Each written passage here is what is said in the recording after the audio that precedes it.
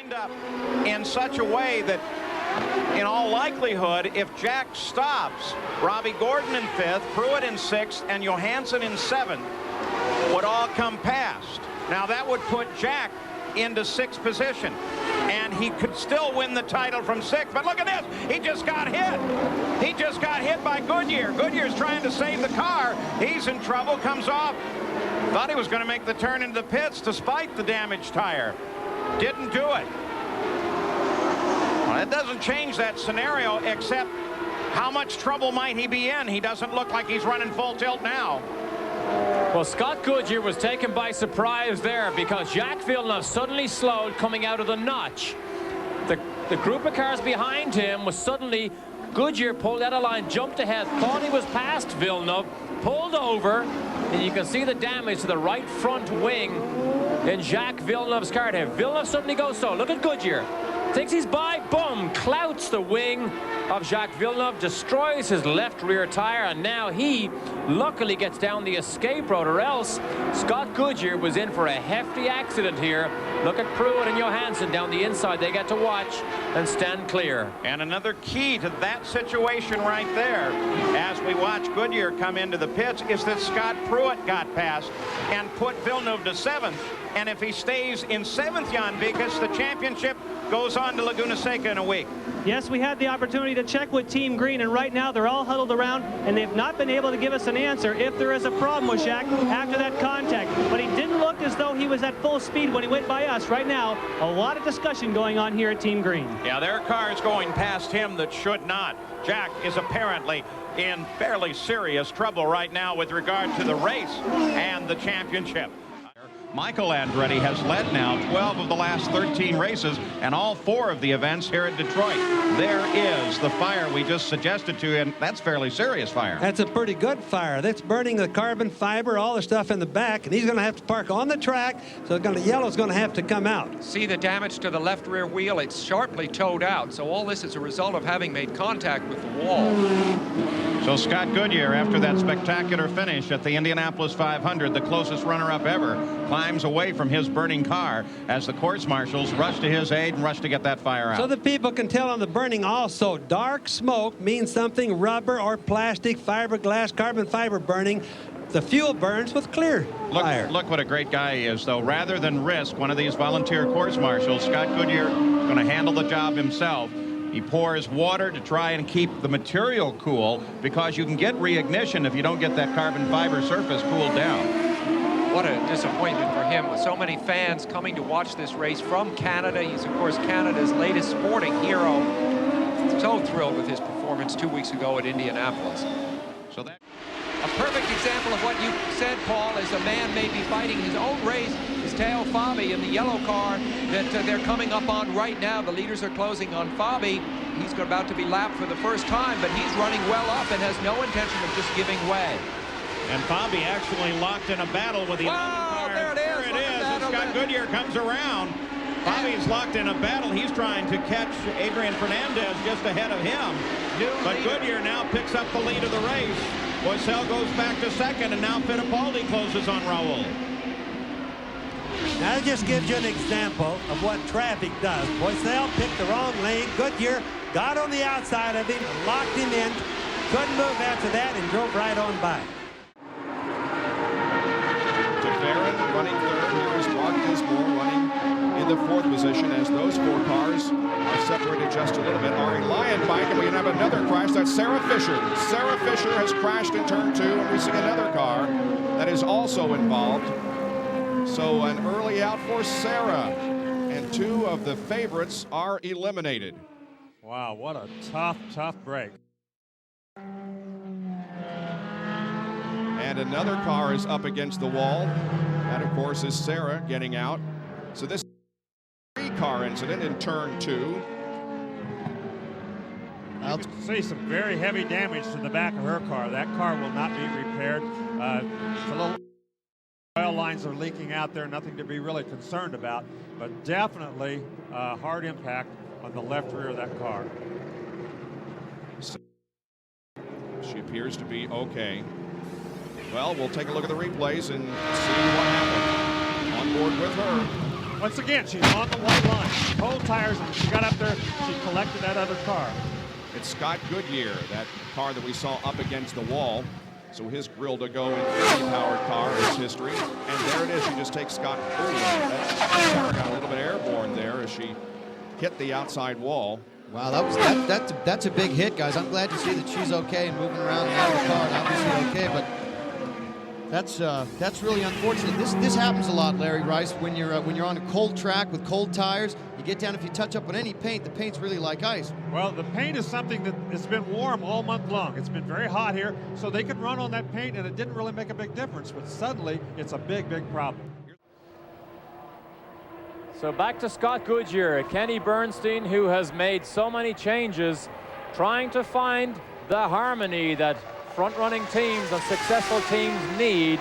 Brought in Montermini to do 2 road races at Cleveland. Again, he bottoms out. I hope that's okay. Brought in Montermini to do Cleveland and Toronto. Back to Goodyear for this one event. And Scott Goodyear will have chills up and down his spine. He could never have imagined, as Leslie watches, that this type of success could have fallen his way today. Under 30 seconds away from his second win, and a win at the Marlboro 500. His name on the Dana Trophy already once. Will it go again? Boy, it sure looks that way. The man who perseveres wins. A final couple of bottomings. Third turn, fourth turn. Scott Goodyear sees the twin checkered flags from Jim Swintal, and the Budweiser car with Scott Goodyear has taken the win in the Marlboro 500. He'll be followed to the line by Arie Luyendyk and Dominic Dobson. Well, Goodyear got stuck in the outside. He's got to try to get down, or the freight train could go underneath. But you saw Boat try to go to the outside. He lost some momentum. So that going high is real tricky. If you don't get by, they're going to get the train going underneath you. Donnie Beechler is in the mix here. However, he is not on the lead lap. We watch this battle down the backstretch as Boat is to the high side of Eddie Cheever. And Scott Goodyear now on the low line may have a battle for second with Boat, and he could take the lead here. Well, again, if you can't make that pass on the high side, the train is down low. Everybody's staying low, and that's where the draft works the best. Less than 3 laps to go in the Indy Racing Northern Light Series campaign for the year 2000. We've had a great time this summer bringing you all the racing, and we'll be back to do it again next year. Now Boat begins to fall back just a little bit. He's behind Beechler. And there's a report of rain in turn 2 as Goodyear goes for the lead. Keep digging inside. Keep going. Keep digging. That's a tough way around, but it looks like he might get it done. But now the train goes high. The train all went to the outside. This could really help Goodyear. Look how close they are. Unbelievable. Wow. As they come down for the white flag. One more lap to go. Still there. Inside. Keep digging. Keep digging. Could be as close a finish as Scott Sharp and McGee in the first race here in June. Oh, look at this. Look at Boat. Boat's going to help Cheever win this race. Goodyear pulls ahead slightly at the end of the backstretch.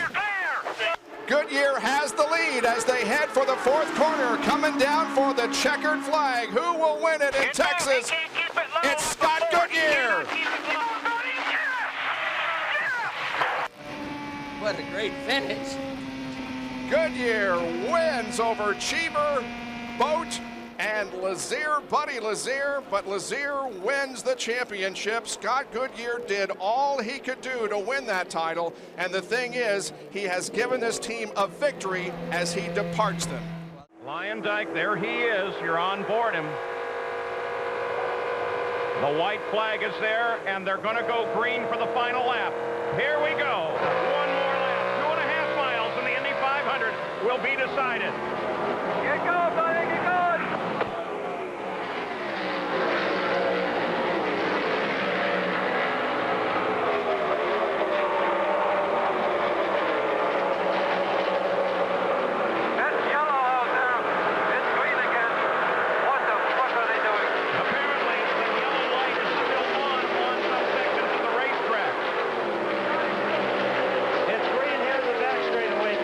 That's what that radio warning was. So they're keeping it speed.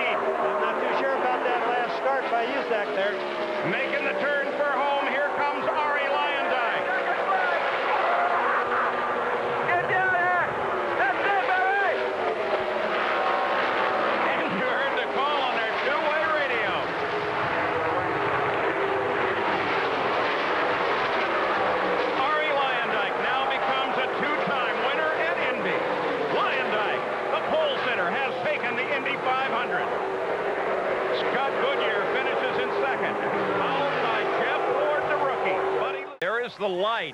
See it down in the corner. They're coming to the start-finish line for the restart. The race has started. Now look up at the top of the screen for the flagman. He's already waving, but the light is yellow. That's the controversy. That's the confusion. And unfortunately, Scott Goodyear is caught in it again. Can you tell us now about this controversy on the restart, what you saw? Were you aware you were going green with a lap to go? Absolutely not. I thought we were going to finish underneath that. We didn't have any indication at all. I had no indication on the radio. And unfortunately, we came down, and then my guy yelled to me, green, green, green. And we were still in yellow fuel. We didn't have the acceleration. And that is the key lap of the whole race, obviously, because you want to get a draft. You want to get the guy going into the next turn and lead coming down the straight. So, did you think you had any chance of getting him had you known it was going green? Well, I probably would have been on the gas a lot sooner than what I was. And, you know, I don't think he really even expected it. And the end result, obviously, is I'm not sure if we would have or not, but we had a lot of drag in the car to run all day to get through the traffic. But, you know, overall, a 1-2 finish for Treadway and Northern Telecom. So, I mean, that's a bonus. But Scott Goodyear for the second time in recent years in major controversy at the finish, Paul. Celebrate. Scott Goodyear from Canada continues his run and looks so very good. And he's being so smart right now. You watch Boycelle's right behind him there, fairly close to him. He knows that Boycelle is down a lap. He's just slowing down and taking care of his car, and that's really smart. Makes Derek Walker think, hey, I made a real good decision on this driver. 248 laps complete for Scott Goodyear. Leslie continues to watch on. The white flag should come out, indicating 2 miles to go the next time by. Scott Goodyear with a 5.7-second lead works the backstretch. They almost have this race in hand. Scott Goodyear working into turn number 3. Nick Finoro already raising up the white flag and showing it to Scott Goodyear. The last time that a Canadian won in the IndyCars was Jacques Villeneuve at Elkhart Lake in August of 1985. Villeneuve still races Formula One snowmobiles. We haven't seen him in an IndyCar for a while, but here is another Canadian making his mark in the IndyCars on the final lap, working the backstretch, and Scott Goodyear is about to score his first victory in the IndyCars and do it at a 500-mile race. The twin checkered flags lie just ahead, and the McKinsey car with Scott Goodyear at the wheel has taken the win with the first win for Walker Motorsports. In second place, Paul Tracy flashes across the line. Raul Boycelle is third. Unser Jr. comes across in fourth place. And Goodyear jumps from 6th to 4th place in the PPG standings. Look at that group, boy. Once again, to compare them in experience, it's Scott Goodyear with 6 years of racing here. Jacques Villeneuve in his second. So a veteran, a sophomore, and 2 rookies. There's Leslie, Scott's wife, as she watches on. They live now here on the north side of Indianapolis. He is Canadian if he can win. Be the first Canadian to do so, but remember, Villeneuve is also Canadian. And Salazar that did a No, that can't be right. Can't do that. Pace car was too slow, Paul. He needed to get a run. But they gave him the green flag anyway. Dwayne Sweeney is waving the green flag. Goodyear got a run on the pace car. I think it was only a normal deal. The pace car just wouldn't accelerate. He just went too slow. Villeneuve was not anticipating that, and as a result, Goodyear got a good run on him. Now that's Ari Leyendijk that's moving in there. He is not part of this battle. Leyendijk runs in 8th place, a lap down. But now he pokes his nose into the fight. That was a savage setback for Villeneuve. Scott Goodyear going into turn 3. Had to get moving. He couldn't wait any longer. Otherwise, the same thing would have happened to him that happened to Scott before. And Rahal got around Salazar on that restart as well. And that puts Rahal up into the fight. The green car in the center of the screen is Eliseo Salazar, who's running in 3rd. Now that's Christian. No, that's Christian Fittipaldi. My apologies. Rahal right behind him. Salazar sitting Has just been behind displaced. Rahal. Yes, also in a green car. Has dropped back suddenly. 9 laps to go. Wow, Fittipaldi in trouble in that car for a second. The track conditions, Bobby, must be terrible. They are. They're slippery, but remember, the gust comes up and goes down. If it's one lap we have gust, next we don't. Oh, no. The officials are now reporting they're going to show the black flag to Scott Goodyear, the 24 car. You're on board with him now. They're going to show the black flag to the leader of the race. Stop and go penalty because he passed the pace car before the green. Scott Goodyear is about to lose the Indy 500 on a penalty. A black flag, stop and go. And look at Leslie. And Jacques Villeneuve may be about to win it because of a penalty, despite the fact, you see him there in that blue and white car, despite the fact he himself suffered what appeared to be a death blow penalty, a 2-lap penalty much earlier in the race. So the story of this race, Bobby, no question about it, has been the role that the officials have played in the race. It's been a roll of penalties this entire race from start to finish, and it's just sad to see races end like this. A Canadian has never won at Indianapolis. There are two leading. One is due in the pits to acknowledge the black flag any moment now. This will so propel Jacques Villeneuve's career forward. You will see Formula One teams make million dollar offers, huge offers for his talents for next year. Will he go? That's up still in the air. Villeneuve in front. Fittipaldi. Christian Fittipaldi runs in second. 7 laps to go. There's the black flag being given to the leader. Scott Goodyear has climbed out of the car, and Scott, I don't know how you put into words the emotions you must be experiencing right now. I'm sure you feel like you've won this race. Well, it's quite disappointing to come down pit lane and get flagged on past victory circle. Actually, that was a bit of a surprise. I think everybody throughout the world knows that who won this race, but this pace car scenario, I mean, I got caught on it the first time, and Pruitt almost hit it. The guy's definitely slowing down in turn 4, and by the time you get a rolling go and coming through 4, I'm not sure if they're slowing down or what they're doing, but by the time I was going past him, I saw the green light, so that's all I can tell you. I know you haven't had much time to reflect on this disappointment. How does it compare to that close second-place finish to Unser Jr. a couple of years back? Well, that was disappointing, and we were racing to the end, but this probably just is underneath me right now because I don't agree with what's going on here right now. We'll just have to wait and see. Did you see the green light? Did you have any feel for your relationship to the pace car when it went green? When I was going past the pace car, the next light I looked up upon was green, and that's all I need to go by. And Scott Goodyear tries to keep out in clean air so he can keep his radiators cool on the car, keep the engine cool. They're turning the laps at 223, almost 224 miles an hour. 196 laps are complete. Little Al told me a week ago, he says, I'm going to have to run the last laps around 225. Darn if that isn't pretty close, Paul.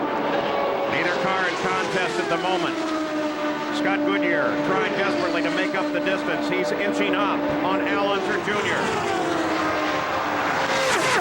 And Scott Goodyear is now right there, right behind Little Al. He follows Little Al down the main straightaway. Anywhere Little Al goes, there is Scott as well. And further, then you weave back and forth like that, you scrub off a little bit of speed too, but Scott has nothing he can do except to follow him because he needs the drafting.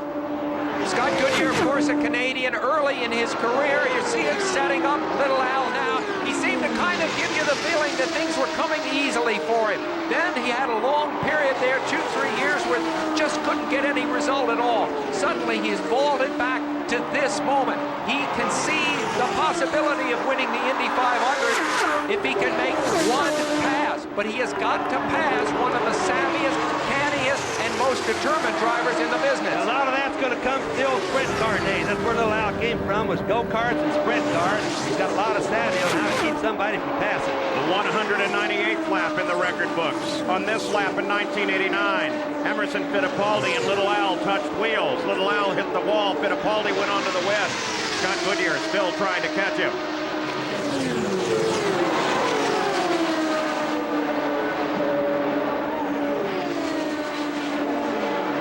Right now, there's no traffic involved in front of him, Paul. This is what got him the last time. And Unser Jr. sees Dwayne Sweeney's white flag. 2.5 miles. One more lap to go. If Scott Goodyear has a chance, the time is now. Don't forget, 10 years ago, John Cox and Rick Mears raced on the last lap for the finish. John Cox won that one. That was experience over Rick Mears' relative inexperience. Will that happen again here today? They're on the backstretch. 223 miles an hour on the last lap. No traffic involved.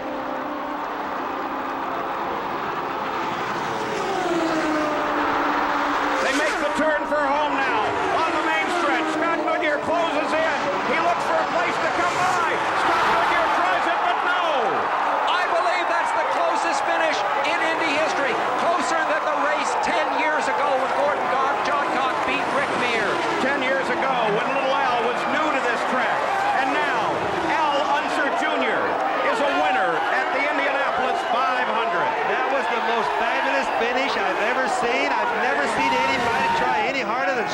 Goodyear did, or little Al. They zigzagged all over the racetrack, did everything they could to mess each other up or whatever that you try to do. Scott Goodyear pulls alongside and salutes the new winner. Remember, though, Scott has nothing to be ashamed of. Let's go to